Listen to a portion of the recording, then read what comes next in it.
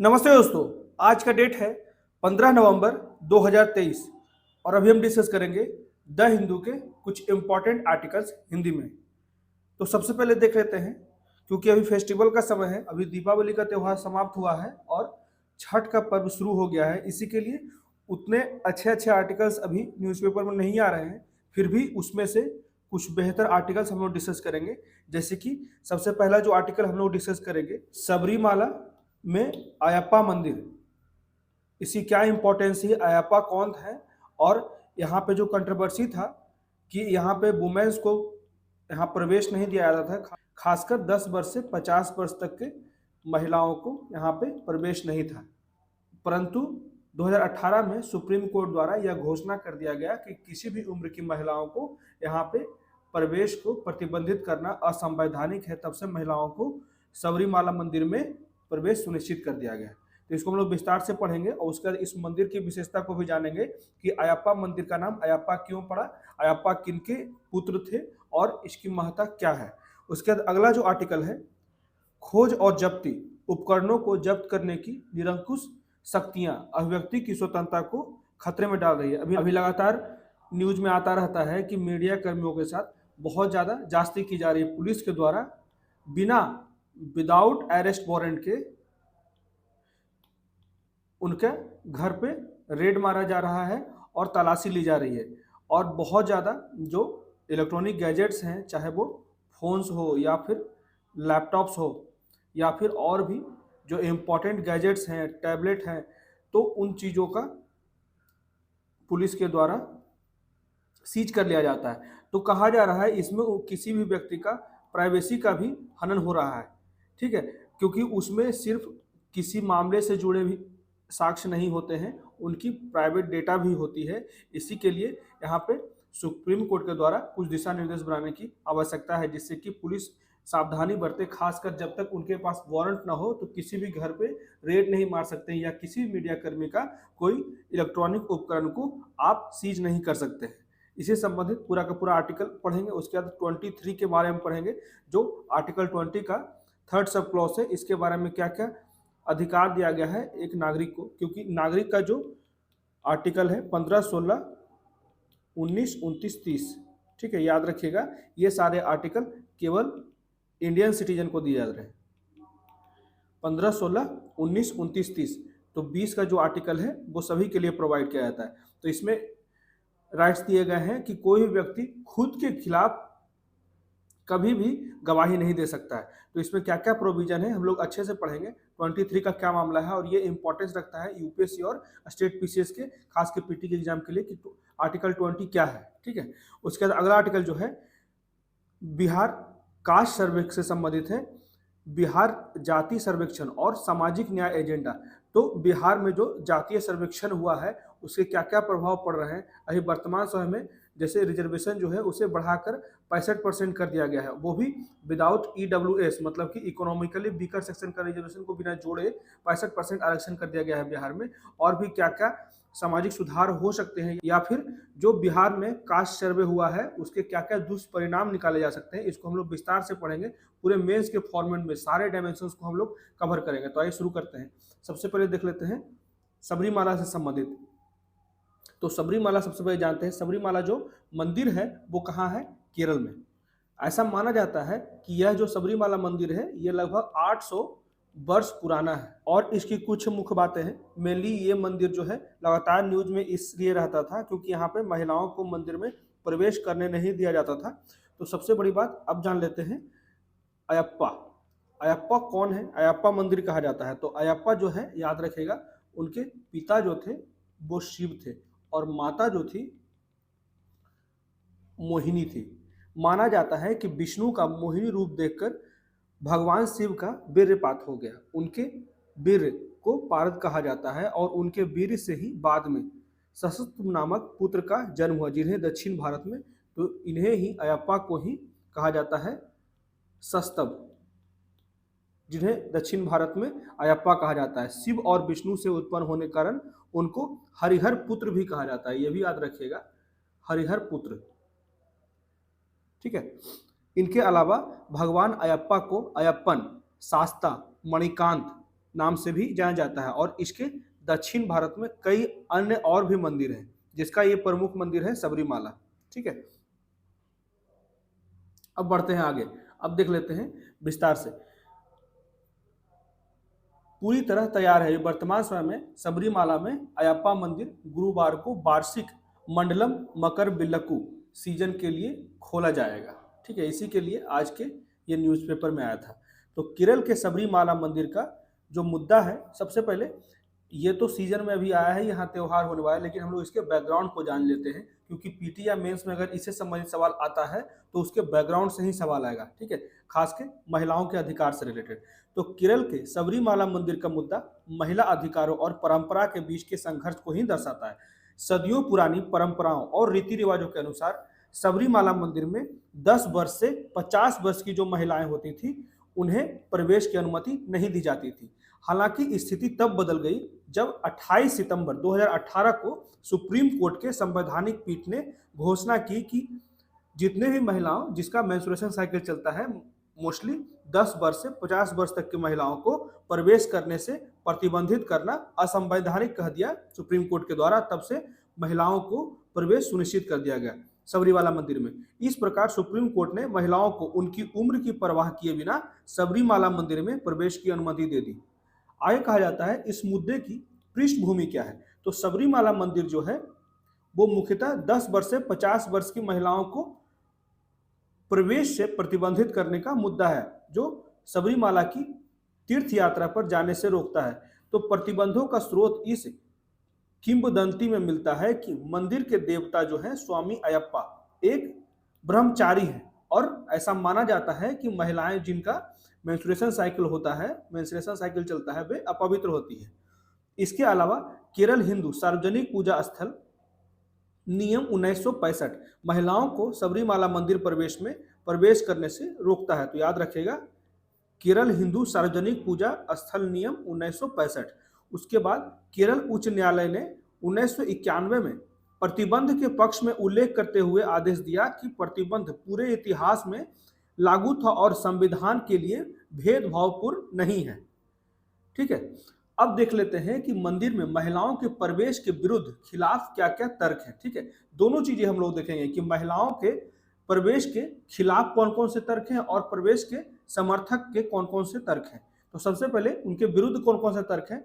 तो जो महिलाओं के मासिक धर्म आते हैं, तो मासिक धर्म वाली महिलाओं को मंदिर में प्रवेश की अनुमति देने से देवता के ब्रह्मचर्य और तपस्या प्रभावित होगी, जो स्वामी अयप्पा की अद्वितीय प्रकृति है। ठीक है, कि वे ब्रह्मचारी हैं। ट्रस्टों द्वारा प्रबंधित मंदिर सार्वजनिक स्थान है। सबरीमाला ट्रस्ट के प्रतिनिधियों का दावा है कि उनकी अपनी परंपरा और रीति रिवाज हैं जिसका सम्मान किया जाना चाहिए, ठीक उसी तरह जैसे अन्य सार्वजनिक स्थानों के अपने नियम होते हैं। संविधान का अनुच्छेद 25(2) जो समाज के सभी वर्गों और वर्गों के लिए सार्वजनिक हिंदू धार्मिक संस्थानों तक पहुंच सुनिश्चित करता है, केवल सामाजिक सुधारों पर लागू किया जा सकता है, न कि धार्मिक मामलों पर जो संविधान के अनुच्छेद 26(b) के तहत आते हैं। तो अनुच्छेद 26(b) जो प्रत्येक धार्मिक समूह को अपने धार्मिक मामलों के प्रबंधन करने का अधिकार देता है। ठीक है, ये उनके विरुद्ध है। ठीक है, ध्यान दीजिएगा। उसके बाद 2 मामला का भी एग्जाम्पल दिया गया, जैसे ऋतु प्रसाद शर्मा बनाम असम राज्य 2015 का यह मामला है, जिसमें गुवाहाटी उच्च न्यायालय ने फैसला सुनाया कि अनुच्छेद 25 और 26 के तहत संरक्षित धार्मिक रीति रिवाज संविधान के भाग 3 के अन्य प्रावधानों के तहत चुनौती से मुक्त है। यह 2015 में ऐसा फैसला सुनाया गया गुवाहाटी हाईकोर्ट के द्वारा। केरल हिंदू सार्वजनिक पूजा स्थल नियम 1965 का नियम 3(b) में कहा जाता है कि महिलाओं को सबरीमाला मंदिर परिसर में प्रवेश करने से रोकना आवश्यक है। अब देख लेते हैं कि मंदिर में महिलाओं के प्रवेश के पक्ष में क्या क्या तर्क है। जैसे कि जब भगवान और संविधान की नज़र में सभी लोग समान माने जाते हैं, तो कोई कारण नहीं है कि महिलाओं को केवल कुछ मंदिर में प्रवेश करने नहीं दिया जाए। ठीक है, तो ऐसा पक्ष में दिया गया। उसके बाद भारतीय संविधान अनुच्छेद 25 के तहत व्यक्ति को अपना धर्म चुनने की स्वतंत्रता प्रदान करता है, इसलिए मंदिर या मस्जिद या चर्च या फिर अन्य धर्म के जो भी धार्मिक स्थल है, वहां पर किसी व्यक्ति को प्रवेश से प्रतिबंधित नहीं किया जा सकता, या फिर वहाँ पे प्रार्थना करना किसी भी व्यक्ति का उसकी अपनी इच्छा, उसकी अपनी पसंद पे निर्भर करता है और किसी को इसकी स्वतंत्रता से वंचित नहीं किया जा सकता। संविधान व्यक्ति को स्वतंत्रता का अधिकार देता है जो अनुच्छेद 21 में कहा गया है और धार्मिक स्वतंत्रता की गारंटी देता है। भारत में ऐसे अनगिनत अयप्पा मंदिर हैं जहां ऐसे कानून लागू नहीं है। सबसे ये मुख्य पॉइंट यही था कि और भी अनेक जगह अयप्पा मंदिर हैं जहां पे महिलाओं का जो प्रवेश है वो प्रतिबंधित नहीं है और प्रार्थना करने का कोई प्रतिबंध नहीं लगाया गया है। तो इन उम्र की महिलाओं द्वारा भी अपने घरों में देवता की पूजा की जा रही है, तो फिर सबरीमाला मंदिर में ही क्यों महिलाओं के प्रवेश पे प्रतिबंध लगाए जा रहे हैं? यह तर्क है कि मासिक धर्म मंदिर परिसर को प्रदूषित करेगा अस्वीकार्य है, क्योंकि मासिक धर्म वाली महिला के बारे में कुछ भी अस्वच्छ या पवित्र नहीं कहा जा सकता है। आगे कुछ और पॉइंट्स कहे जाते हैं, जैसे महिला लिंग के लिए विशिष्ट जैविक कार्य के आधार पर भेदभाव करना असंवैधानिक है, क्योंकि मेंस्ट्रुएशन साइकिल जो है वो महिलाओं का एक फीचर है, नेचुरल फीचर है। आप उसके द्वारा किसी भी लिंग को असमानता से नहीं गुजार सकते। ये पूर्णतः असंवैधानिक है, क्योंकि यह अनुच्छेद 14 जो समानता के अधिकार को सुनिश्चित करता है, उसके अनुच्छेद 15 भेदभाव का उन्मूलन करता है और अनुच्छेद 17 छुआछूत उन्मूलन के तहत मौलिक अधिकारों का उल्लंघन करता है। इसीलिए हम लोग महिलाओं के लिंग के आधार पर उनका प्रवेश को प्रतिबंधित नहीं कर सकते हैं। महिलाओं को मुख्य रूप से उनके नारीत्व और जैविक विशेषताओं के कारण मंदिर में प्रवेश से रोकना महिलाओं के लिए अपमानजनक है, जिसे अनुच्छेद 51A के तहत डीपीएसपी मतलब कि राज्य के नीति निर्देशक तत्व त्यागने के चाहता है। मतलब कि यहाँ पे डीपीएसपी का भी उल्लंघन है। वो अलग बात है कि ये प्रवर्तनीय नहीं है न्यायालय में, फिर भी इनके सिद्धांतों का उल्लंघन है। मंदिर के ट्रस्ट को अपना धन संचित निधि से मिलता है, मतलब कि ये संचित निधि जो है वो गवर्नमेंट का पार्ट है। तो यह एक सार्वजनिक पूजा स्थल है, निजी मंदिर नहीं है। इसी के लिए कोई भी समूह या समाज किसी भी एक सुनिश्चित संख्या के लिंग के आधार पर उसको किसी भी कार्य से प्रतिबंधित नहीं कर सकता, क्योंकि ये सरकारी स्थल है, सार्वजनिक स्थल है। ठीक है। हिंदू धर्म कोई धर्म नहीं बल्कि एक जीवन पद्धति है, इसलिए इसका अभ्यास केवल धार्मिक पंडितों और तांत्रिक पुजारियों द्वारा निर्धारित नहीं किया जा सकता। बदलती सामाजिक संरचनाओं और रिश्तों के लिए धार्मिक परंपराएं प्रासंगिक बनी रहनी चाहिए, इसीलिए इसमें अंदर से सुधार की आवश्यकता है। उसके बाद इस मामले पे, सबरीमाला मामले पे क्या आया फैसला सुप्रीम कोर्ट का, ये देख लेते हैं। तो निर्णय जो आया 4-1 के बहुमत से आया, मतलब कि जो 5 लोगों का पीठ बैठा था उसमें 4 लोग पक्ष में थे कि महिलाओं को अधिकार मिलना चाहिए, प्रवेश के लिए अधिकार मिलना चाहिए, और एक विपक्ष में थे। तो सुप्रीम कोर्ट ने केरल हिंदू सार्वजनिक पूजा स्थल नियम 1965 के प्रावधानों को रद्द कर दिया और महिलाओं को उनकी उम्र की परवाह किए बिना सबरीमाला मंदिर में प्रवेश करने और देवता की पूजा करने की अनुमति दे दी। यहाँ पे देख सकते हैं कि ये जो सबरीमाला केस है उसके टाइमलाइन 1991 में केरला हाई कोर्ट ने जजमेंट सुनाया कि जो महिलाएं 10 से 50 के बीच में हैं वो प्रवेश नहीं कर सकती। उसके 2008 में मामला आया, उसके 2016 में आया और लास्ट में 28 सितंबर में 2018 को सुप्रीम कोर्ट ने महिलाओं को सबरीमाला के मंदिर में प्रवेश करने के लिए अधिकार सुनिश्चित कर दिया। तो फैसले के पीछे क्या क्या तर्क थे वो भी देख लेते हैं। जैसे धार्मिक अधिकार, तो संविधान 2 तरह से धार्मिक स्वतंत्रता की रक्षा करता है, अनुच्छेद 25 और 26। तो 25 में कहा गया है किसी व्यक्ति के धर्म को मानने या उसका पालन करने और प्रचार करने का अधिकार की रक्षा करता है। उसके बाद 26 में कहा गया है कि प्रत्येक धार्मिक संप्रदाय को अपने स्वयं के मामलों का प्रबंधन करने के लिए सुरक्षा सुनिश्चित करता है। सबरीमाला मंदिर का मामला जो है वो 10 से 50 वर्ष के महिलाओं के पूजा करने के व्यक्तिगत अधिकार और पीठासीन देवता की सख्त ब्रह्मचर्य स्थिति को लागू करने में मंदिर अधिकारियों के समूह अधिकारियों के बीच संघर्ष का प्रतिनिधित्व करता है। यहाँ पे त्रावणकोर देवाश्रम बोर्ड ने दावा किया कि वे एक संप्रदाय बनाते हैं, इसके लिए उन्हें अपने नियम बनाने की अनुमति दी जानी चाहिए। हालांकि अदालत ने घोषणा की कि अयप्पा भक्त एक अलग धार्मिक संप्रदाय का गठन नहीं करते हैं। कोर्ट ने फैसला सुनाया कि महिलाओं पर प्रतिबंध हिंदू धर्म का अनिवार्य हिस्सा नहीं है। अदालतें हस्तक्षेप कर सकती है, क्योंकि किसी भी धर्म में किसी को भी लिंग के अनुसार असमानता से नहीं गुजारा जा सकता है। ठीक है, सभी को समान अधिकार है, चाहे वो कोई भी धर्म हो। फैसला इस सिद्धांत को स्थापित करता है कि धार्मिक मामलों में भी व्यक्तिगत स्वतंत्रता कथित समूह अधिकारों पर हावी होता है। अब देख लेते हैं, इसमें बहुत अच्छा इसमें कंक्लूजन कहा गया, इसलिए मैं इसे ऐड कर दिया हूं। यह मुद्दा अदालत के लिए देश में सदियों पुरानी परंपराओं का पुनर्मूल्यांकन और सुधार करने का एक उत्कृष्ट अवसर है, जो समाज के कुछ वर्गों के खिलाफ भेदभाव करता है उसके सुधारने के लिए, पुनर्मूल्यांकन करने के लिए एक बहुत ही सबसे सर्वोत्तम अवसर है। अदालत को महिलाओं को न केवल धार्मिक स्वतंत्रता से वंचित करने से, बल्कि सार्वजनिक स्थान पर समान रूप से पहुंचने से भी परे रूप से दिखाई देता है। इसी के लिए इसने समानता को सुनिश्चित करने के लिए ऐसा फैसला सुनाया। यह संविधान के अमूलचूल पुनर्पाठ की आधारशिला रखेगा और अदालत को जाति, वर्ग, लिंग और धर्म से परे लोगों के नागरिक अधिकारों में सार्थक बदलाव लाने में मदद कर सकता है। ठीक है, इसलिए ये कंक्लूजन को मैं ऐड किया था। अब देख लेते हैं इससे संबंधित एक सवाल। पेरियार टाइगर रिजर्व के संदर्भ में निम्नलिखित कथनों पर विचार कीजिए। तो इसका पहला स्टेटमेंट जो है वो सबरीमाला मंदिर जो है वो ये जो पेरियार टाइगर रिजर्व है उस परिसर के अंदर स्थित है, तो ये बिल्कुल सही है। यह केरल और तमिलनाडु राज्यों में फैला है, तो ये गलत है क्योंकि यह केरल में है। तो इसी के लिए इसका ऑप्शन हो जाएगा ए, सही उत्तर हो जाएगा ऑप्शन ए।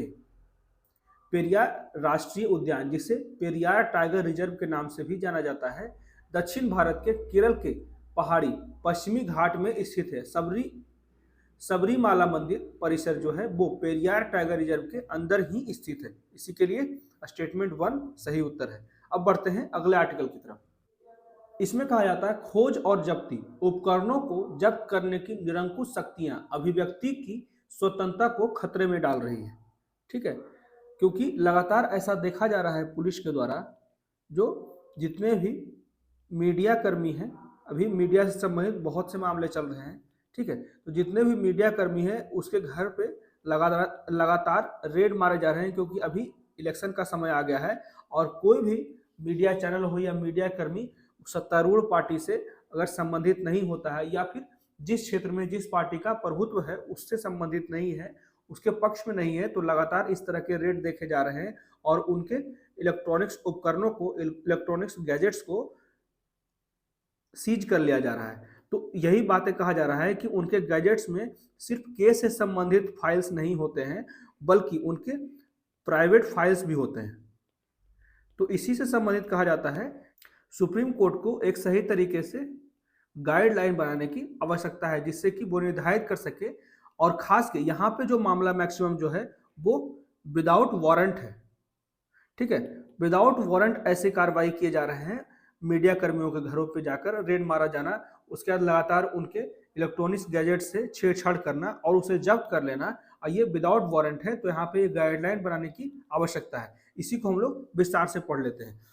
मीडिया पेशेवरों के डिजिटल उपकरणों को जब्त करने के संबंध में उनके हितों की रक्षा करने के लिए दिशा निर्देश तैयार करने के लिए अभी 6 दिसंबर की बात की गई है। ठीक है, 6 दिसंबर 2023 को सुप्रीम कोर्ट को इसके गाइडलाइन बनाने की बात की जाएगी। तो इसी में कहा जाता है कि केंद्र सरकार को सुप्रीम कोर्ट का निर्देश समय पर उठाया गया पहला कदम है।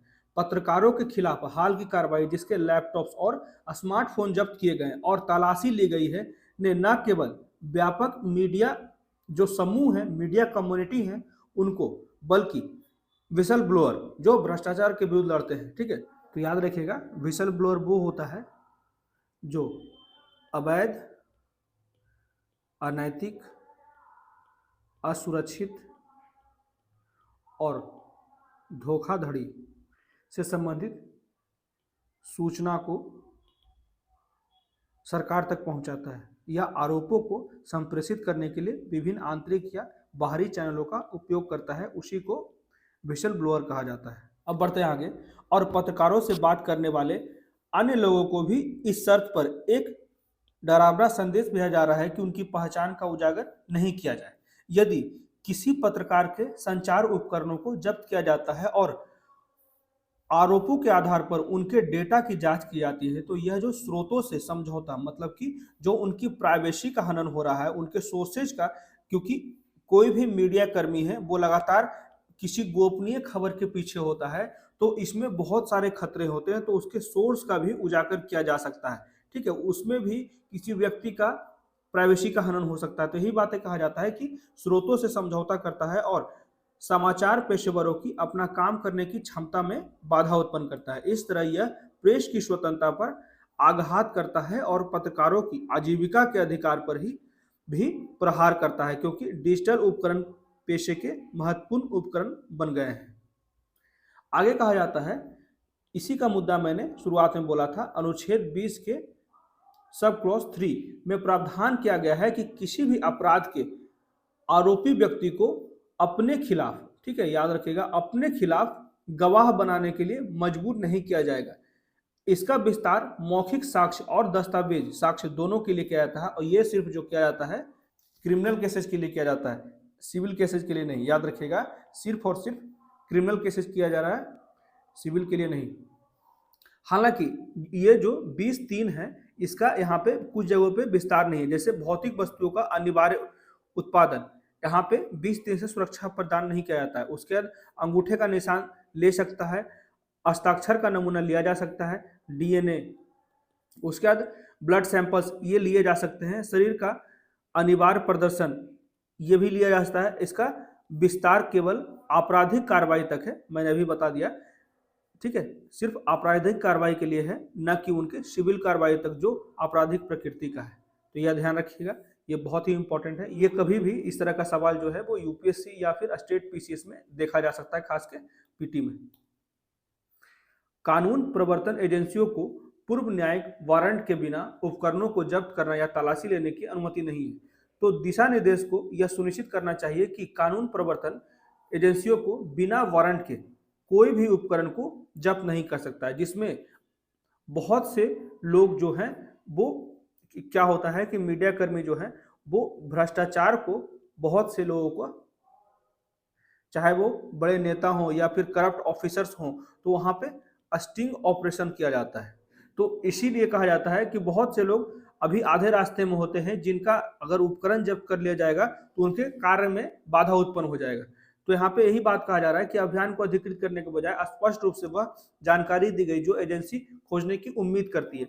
तो पत्रकारों को पासकोड या बायोमेट्रिक डेटा प्रदान करने के लिए मजबूर करने के खुद को या अपने स्रोत को दोषी ठहराने के लिए मजबूर नहीं किया जाना चाहिए। दिशा निर्देश में उपकरणों और डेटा की सुरक्षा के लिए प्रोटोकॉल शामिल किया जाना चाहिए। तो यहाँ पे ये सारी बातें राइटर को जरा सुझाया जा रहा है कि सुप्रीम कोर्ट जो 6 दिसंबर को इसके लिए एक वर्डिक्ट सुनाएगी, दिशा निर्देश जारी करेगी, गाइडलाइन देगी, तो उसमें ये सारी चीज़ों को शामिल करने की बात की जा रही है राइटर के द्वारा, ताकि यह सुनिश्चित किया जा सके कि यह जो इस तरह का छेड़छाड़ हो रहा है मीडिया कर्मियों के साथ, लगातार उनके उपकरणों के साथ छेड़छाड़ होता है और उनके जो दैनिक कार्य हैं उसमें बाधा डाला जा सकता है, उससे सुरक्षा प्रदान किया जा सके, या तीसरे पक्ष को इसमें शामिल नहीं किया जाए, और जांच के लिए अप्रासंगिक डेटा को समय पर हटा देना चाहिए। तकनीकी हस्तक्षेप एक उपकरण की क्लोनिंग की अनुमति देता है, जिससे पत्रकारों को अपना काम जारी रखने की अनुमति मिलती है और उन्हें अंतर्दिष्ट अवधि के लिए अपने स्वयं के डेटा से वंचित नहीं होना पड़ता। तो इस तरह के चीजों को अपनाने की बात की जा रही है। आगे कहा जाता है, इसी तरह जब्ती के समय डिवाइस का रिकॉर्ड भी बहुत महत्वपूर्ण होता है, ताकि यह सुनिश्चित किया जा सके कि जांच की जो प्रक्रिया है उसके दौरान उस पर आपत्तिजनक सामग्री नहीं लगाई जा सके। उसके बाद न्यायालय ने अतिरिक्त सॉलिसिटर जनरल को दिए अपने निर्देश में हितों के संतुलन, ठीक है, की आवश्यकता का संकेत दिया। इस प्रकार दिशा निर्देश को पारदर्शी तरीके से तैयार किया जाना चाहिए और इसमें सार्वजनिक परामर्श शामिल होना चाहिए, ठीक है, सार्वजनिक पब्लिक डोमेन पे इनके जो इंफॉर्मेशन है उसे लाया जाना चाहिए। उसके बाद न्यायालय ने इस तथ्य का उल्लेख किया है कि गोपनीयता को स्वयं एक मौलिक अधिकार माना गया है, राइट टू प्राइवेसी। यह दर्शाता है कि यह उन सभी नागरिकों से जुड़ा मुद्दा है जिसका पेशेवर और व्यक्तिगत जीवन तेजी से एक कमजोर हाथ से पकड़ने जाने वाले उपकरण में समाहित होता है। मतलब कहा जाता है कि जो उनका जो कार्य करने का जो शैली है, जितने भी मीडिया कर्मी हैं वो लगातार इलेक्ट्रॉनिक से जुड़े होते हैं, और अगर उनका जो डाटा है किसी भी उपकरण में है, चाहे वो फोन में हो या फिर लैपटॉप में हो या फिर इस तरह के और अन्य इलेक्ट्रॉनिक गैजेट में हो, अगर उसे जब्त कर लिया जाता है तो वे निहत्थे हो जाएंगे, ठीक है।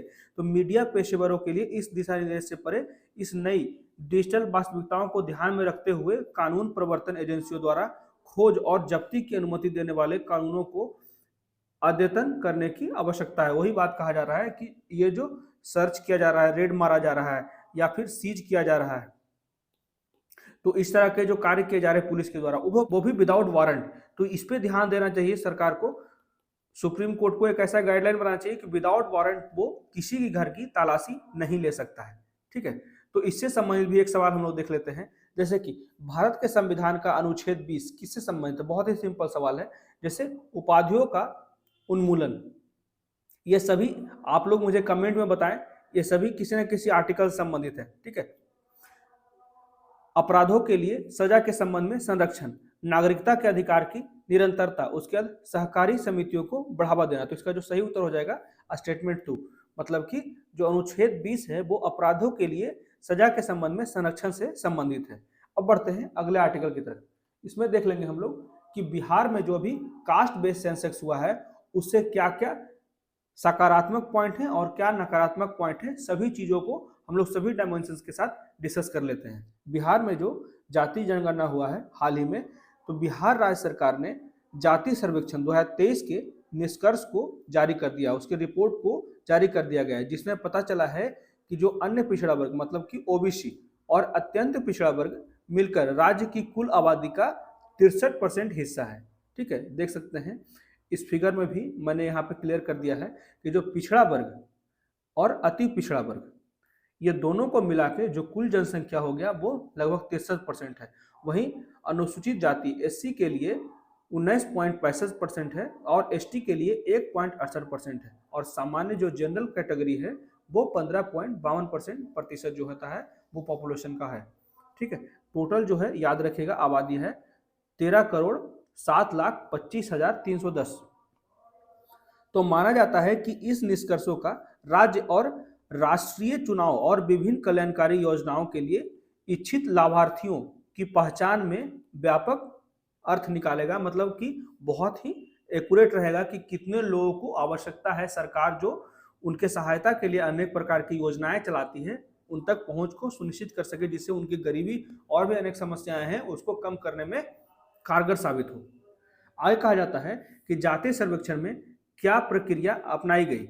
तो जातीय सर्वेक्षण में 2 चरणों में प्रक्रियाएं अपनाई गई, जिसमें से प्रत्येक के अपने मानदंड और उद्देश्य थे। जैसे पहला उपकरण जो था, इस चरण के दौरान बिहार के सभी घरों की संख्या गिनी गई और उसे अपने फाइल में दर्ज किया गया, मतलब कि पहले में हाउस को गिना गया और प्रांगणों को 17 प्रश्नों का एक सेट दिया गया। प्रत्येक व्यक्ति को प्रत्येक घर के लिए एक सेट बनाया गया जिसमें लगभग 17 प्रश्न निर्धारित किए गए, जिसका उत्तर प्रतिवादी को अनिवार्य रूप से देना था, प्रत्येक घर में उसके मुखिया के द्वारा देना था। और दूसरा चरण जो था, इस चरण के दौरान घरों में रहने वाले लोगों और उनकी जातियों, उपजातियों और सामाजिक आर्थिक स्थितियों पर डेटा एकत्र किया गया। ठीक है, तो ये 2 चरण में निर्धारित किया गया, जो बिहार में भी कास्ट बेस्ड सेंसेक्स हुआ।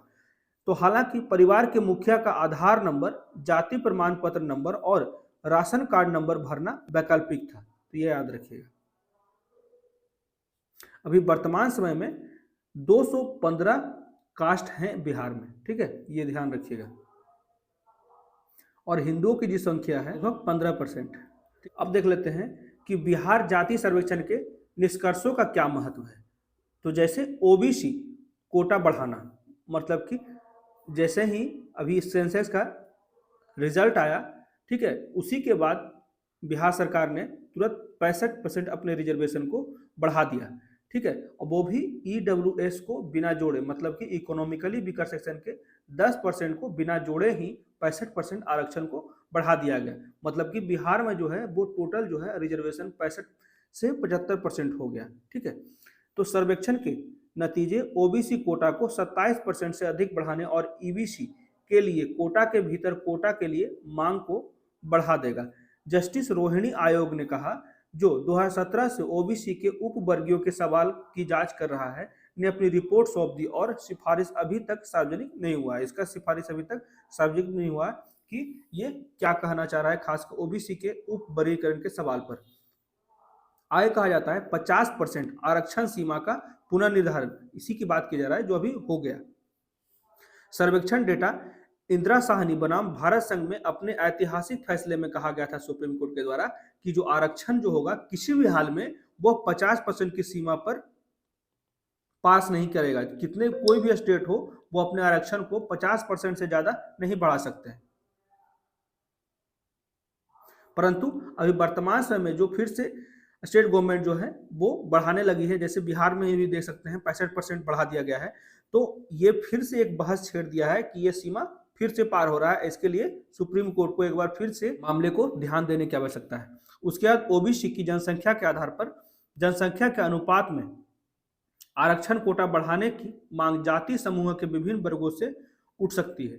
आगे कहा जाता है संवैधानिक दायित्वों की पूर्ति। जाति सर्वेक्षण संविधान के भाग 4 में उल्लिखित राज्य के नीति निर्देशक तत्व मतलब कि डीपीएसपी में बताए गए उद्देश्यों को प्राप्त करने में मदद मिल सकता है। यही बात कहा जा रहा है, चाहे वो वुमेन्स हो गया, चिल्ड्रेंस हो गया, एससी हो गया, एसटी हो गया, और भी जो पिछड़े वर्ग हैं, ओबीसी हो गए, ठीक है, ईबीसी हो गए, तो ये सभी के जो भी आवश्यकता है उसको ज़्यादा बेहतर तरीके से चिन्हित किया जा सकता है सरकार के द्वारा। इससे संविधान निर्माताओं द्वारा उल्लिखित सामाजिक आर्थिक उद्देश्यों को प्राप्त करने में प्रमुख रूप से मदद मिलेगी। उसके बाद सर्वोदय की प्राप्ति मतलब कि सभी के लक्ष्यों को सुनिश्चित करने में आसानी होगी। लक्षित उपायों को विकसित करने के लिए जाति जनगणना का उचित उपयोग किया जा सकता है ताकि राज्य भर में व्याप्त असमानता को कम किया जा सके और दीर्घकालिक रूप से समानता और सामाजिक न्याय को बढ़ावा दिया जा सके। अब देख लेते हैं कि भारत में अंतिम जाति जनगणना कब आयोजित हुई। तो ये याद रखिएगा, इतिहास बहुत ही इंपॉर्टेंट है। किसी भी सवाल को अगर आप लिख रहे हैं तो उसकी भूमिका के लिए इंट्रोडक्शन में अगर एक दो लाइन भी अगर उसके हिस्ट्री को लिख देंगे ना तो वो ज़्यादा बेहतर इंट्रोडक्शन बन जाता है। तो यही बात यहाँ पे मैंने यहाँ पे शामिल किया है कि 1931 की जाति जनगणना, अंतिम जाति जनगणना जो है 1931 में आयोजित की गई थी और डेटा उस समय की ब्रिटिश सरकार द्वारा सार्वजनिक रूप से उपलब्ध कराया गया था। यह जाति जनगणना मंडल आयोग की रिपोर्ट और उसके बाद सरकार द्वारा अन्य पिछड़ा वर्ग के लिए आरक्षण नीतियों के कार्यान्वयन का आधार बना था। इसी के डेटा के आधार पर जो ओबीसी का आरक्षण की नीतियों को बनाया गया। उसके बाद 2011 की जनगणना की बात की जा रही है। तो 2011 की जनगणना आज़ादी के बाद जाति आधारित डेटा एकत्र करने वाला पहला अवसर था। ठीक है, आज़ादी के बाद यहाँ पे बात की जा रही। हालांकि राजनीतिक पक्षपात और अवसर बाध्यता के डर से जाति संबंधित आंकड़े जो है उसे सार्वजनिक नहीं किया गया था। एकत्र किए गए 2011 में, लेकिन उसे सार्वजनिक नहीं किया गया। तो देख लेते हैं, इसको भी छोटे छोटे टर्म को जानना जरूरी है कि जनगणना होता क्या है। तो जनगणना की उत्पत्ति, भारत में जनगणना की उत्पत्ति जो है 1881 की औपनिवेशिक प्रक्रिया से हुई थी। जनगणना विकसित रूप और इसका उपयोग सरकार, नीति निर्माताओं, शिक्षाविदों और अन्य लोगों द्वारा भारतीय आबादियों को पहचानने, संसाधनों तक पहुंच और सामाजिक परिवर्तन के प्रारूप को सुनिश्चित करने के लिए परिसीमन को सही तरीके से लागू करने के लिए जनगणना जो है वो बहुत ही आवश्यक है। SECC मतलब कि socio economic caste based census, जिसे कहा जाता है सामाजिक आर्थिक और जाति जनगणना के रूप में पहली जाति जनगणना जो है वो 1931 में हुई थी। ये याद रखिएगा, जो socio economic caste based census जो हुई वो 1931 में आयोजित की गई। तो socio economic caste based census जो है उसका उद्देश्य ग्रामीण और शहरी दोनों ही क्षेत्रों में प्रत्येक भारतीय परिवार से संपर्क करना। ये याद रखिएगा, प्रत्येक भारतीय परिवार से संपर्क करना और उसके बारे में पूछना, आर्थिक स्थिति, ताकि केंद्रीय और राज्य अधिकारियों को अभाव, क्रम परिवर्तन और संयोजन के कई संकेतों के साथ आने की अनुमति मिल सके, जिसका उपयोग प्रत्येक प्राधिकरण द्वारा गरीब या वंचित व्यक्तियों को परिभाषित करने के लिए किया जा सके कि कौन सा व्यक्ति जो है वो गरीबी रेखा से नीचे है, कौन सा व्यक्ति जो है वो गरीबी रेखा से ऊपर है। इसी को कहा जाता है बिलो पॉवर्टी लेवल, उसके बाद अबव पॉवर्टी लेवल। तो इसी के कारण यहाँ पे निर्धारित किया जा रहा है। तो इसका मतलब यह है कि प्रत्येक व्यक्ति से उसकी विशिष्ट जाति का नाम पूछा जाए ताकि सरकार को पुनर्मूल्यांकन करने की अनुमति मिल सके कि कौन सा जाति समूह आर्थिक रूप से बदतर थे और कौन सा बेहतर थे। ये भी जान सकते हैं अगर हम लोग जाति संबंधित जनगणना कराते हैं, ठीक है, कास्ट बेस्ड सेंसस कराते हैं, तो उससे पता चल जाएगा कि भारत में या फिर किसी राज्य में कौन सा एक जाति समूह है जो बेहतर विकास कर रहा है या कौन सा जो जाति समूह है वो बहुत कम विकास कर रहा है, जिससे कि सरकार जो है डायरेक्ट अपनी योजनाओं को उनके पास सुनिश्चित करा सके और उन्हें लाभ को ज़्यादा से ज़्यादा दिया जा सके। तो जनगणना और socio economic caste based census में अंतर क्या है? तो जनगणना जो है वो भारतीय जनसंख्या का एक चित्र प्रदान करता है, जबकि जो socio economic caste based census है वो राज्य समर्थन के लाभार्थियों की पहचान करने का एक उपकरण है। ठीक है, ये ध्यान रखिएगा। चूंकि जनगणना 1948 के जनगणना अधिनियम के अंतर्गत आती है, इसलिए सभी डेटा को गोपनीय माना जाता है, जबकि socio economic caste based data जो है वो वेबसाइट के अनुसार socio economic caste based census में दी गई सभी व्यक्तिगत जानकारी सरकारी विभागों द्वारा परिवारों को लाभ देने या फिर प्रतिबंधित करने के लिए उपयोग के लिए खुली हुई है। ठीक है, तो वो देख सकते हैं कि जो जनगणना का डेटा है वो गोपनीय रखा जाता है, लेकिन सोशियो इकोनॉमिक कास्ट बेस्ड जो डेटा होता है वो वेबसाइट पे उपलब्ध होता है और वो परिवार के लाभ के लिए या फिर किसी को वंचित करने के लिए इसका उपयोग किया जा सकता है, इस डेटा का उपयोग किया जा सकता है। ठीक है, ये डेटा ध्यान रखिएगा। यहाँ देख सकते हैं, ये डेटा भी याद रखने की आवश्यकता है। 13,07,25,310 जो कुल जनसंख्या है, अभी जो हाल में बिहार में जो कास्ट बेस्ड सेंसस हुआ उससे पता चला है। ठीक है, तो कास्ट बेस्ड सेंसस संबंधित एक मेंस का क्वेश्चन जो मैं आज लेकर आया हूँ। ठीक है, तो आप लोग लिखिएगा, उसके बाद मुझे बताइएगा। तो क्वेश्चन जो ये है कि भारत में जाति आधारित जनगणना कराने का प्रश्न जटिल और विवादास्पद है। हालांकि इस तरह की जनगणना के पक्ष में वैध तर्क है, लेकिन मतलब कि कहा जाता है कि जो इस तरह का जनगणना है उसके पक्ष में भी बहुत से वैलिड पॉइंट्स हैं, लेकिन आगे सामाजिक विभाजन की संभावना और जाति आधारित डेटा एकत्र करने और विश्लेषण करने की जो तार्किक चुनौतियों के बारे में भी अनेक प्रकार की चिंताएं हैं, चैलेंजेस हैं। तो इसको आलोचनात्मक परीक्षण करें। ठीक है, क्वेश्चन बहुत ही अच्छा है, जितने भी डायमेंशंस थे मैंने ऑलरेडी पढ़ा दिए हैं, तो इसे एक बार करने का प्रयास कीजिए। उसके जितना संभव हो सकेगा फिर मैं इसे आगे गाइड करूंगा या फिर मैं इसका आंसर खुद ही दे दूंगा। ठीक है, तो ये थे आज के द हिंदू के कुछ इंपॉर्टेंट आर्टिकल्स जो हमने डिस्कस किया। कैसा लगा प्लीज मुझे कमेंट करके बताएं। मेरे वीडियो को ज़्यादा से ज़्यादा लाइक करें, शेयर करें और मेरे चैनल को सब्सक्राइब करें। Thank you.